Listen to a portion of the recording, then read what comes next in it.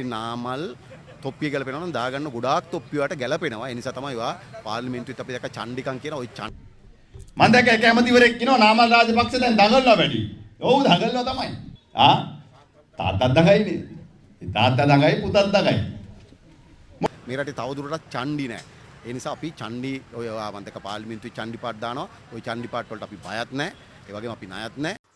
ශ්‍රී ලංකා පොදු ජන පෙරමුණේ ජාතික සංවිධායක නාමල් රාජපක්ෂ සිදු කළ ප්‍රකාශයක් සම්බන්ධයෙන් ආණ්ඩුව නියෝජනය කරන නියෝජ්‍ය අමාත්‍ය මහින්ද ජයසිංහ අපි දැක්කා මාධ්‍යයට ප්‍රතිචාර දක්වලා තිබුණා.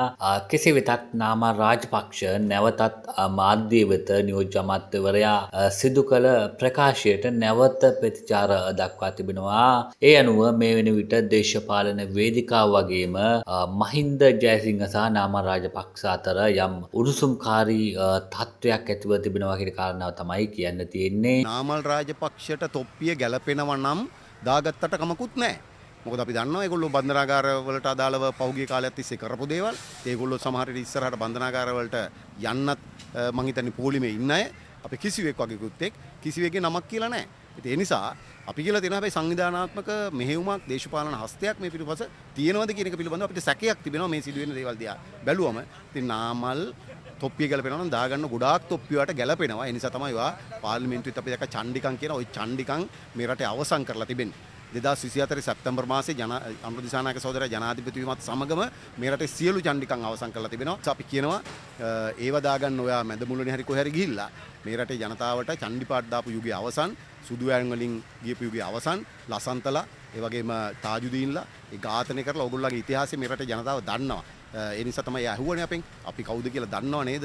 බලා ගන්න, දැක ගන්න, එහෙම නැත්නම් මතක තියාගන්න කියලා කිව්වනේ. ඒ නිසා ඔයාලා ගැන, ඔයාලා රාජපක්ෂ පවුල ගැන, ඒවට හිටපු මැරවරයෝ ගැන මේ රටේ ජනතාව හොඳටම දන්නවා. නිසා අපි දන්නවා ඔයා හරියට හැසිරෙන්නේ පාර්ලිමේන්තුවේ මැරකල්ලියක නායකයෙක් වගේ. ඒක හොඳට ගැලපෙන භූමිකාවක් වූ රග දක්වමින් ඉන්නවා. නිසා අපි නාමල් ඇතුළු ඒ කල්ලිය සියලු දෙනාට කියන්න ඕන ওই චණ්ඩිකම් වලින් මේ ආණ්ඩුව නම් දනගස්සන්න හෝ මේ ආණ්ඩුවේ ක්‍රියාමාර්ග පාතාලයට මන්ත්‍රවේජ ආවරණයට එරෙහි මේ ආණ්ඩුවේ ක්‍රියාකාරීත්වය කිසිසේත්ම ආපසු අරවන්න අපි සූදානම් නැහැ.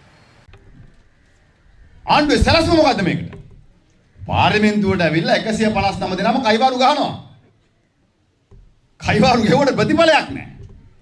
මම දැක්ක එක ඇමතිවරයෙක් කියනවා නාමල් රාජපක්ෂ දැන් දඟලනවා වැඩි. ඔව් දඟලනවා තමයි.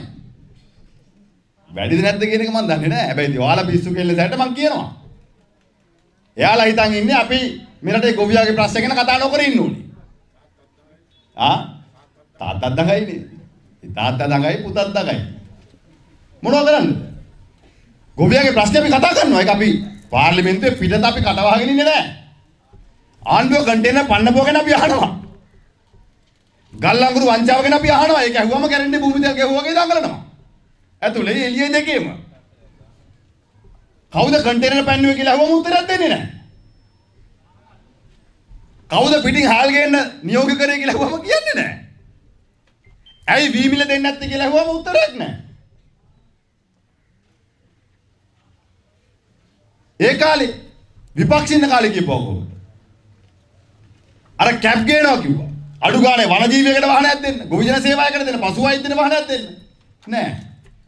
පාර්ලිමේන්තු මන්ත්‍රීවරුන්ට නම් කැප් 225ක් ගේනවලු. මේවා ප්‍රශ්න කරාම ඉතින් අපිට බයිනවා. පඩිත් ඉතින් හැමෙන් ඉතින් වැඩි වෙලා තියෙනවා. මන්ත්‍රීවරු. ඔව්. අද සම්පූර්ණ ආණ්ඩුව අපොසත් වෙලා තියෙනවා. ජනතාවගේ ප්‍රශ්න වලට උත්තර දෙන්න.